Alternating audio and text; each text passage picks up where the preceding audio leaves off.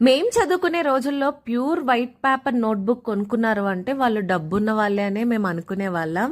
ఎందుకంటే అప్పట్లో 3 రకాల పేపర్లు బుక్స్ దొరికేవి.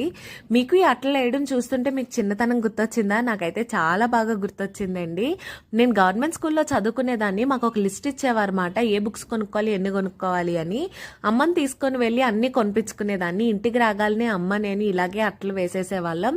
పుస్తకాలు ఓపెన్ చెయ్యక ముందే రాయడం స్టార్ట్ చేయకముందే ముందు ఓమన్ పెద్దగా రాసేవాళ్ళం. బాగా చదువుకోకపోయినా ఓమన్ రాస్తే చదువు వచ్చేస్తుందని బిలీవ్ చేసేవాళ్ళం. కొంతమంది కొత్త పుస్తకాలు స్మెల్ చూడడం అంటే ఇష్టపడతారు, కొంతమంది పుస్తకాలు సైడ్లు చింపేయడం అంటే ఇష్టపడతారు, కొంతమంది అట్లా వేస్తారు మళ్ళీ దాన్ని పీకడానికి చాలా ఇంట్రెస్ట్ చూపిస్తారు, కొంతమంది బాగా రాయడానికి ఇంట్రెస్ట్ చూపిస్తారు. మీరే టైపు కమెంట్ చేయండి. నేనైతే బాగా రాసేదాన్ని, నావే కాదు నా పక్క వాళ్ళు కూడా. అన్ని మెమరీస్ గుర్తొచ్చేసాయి.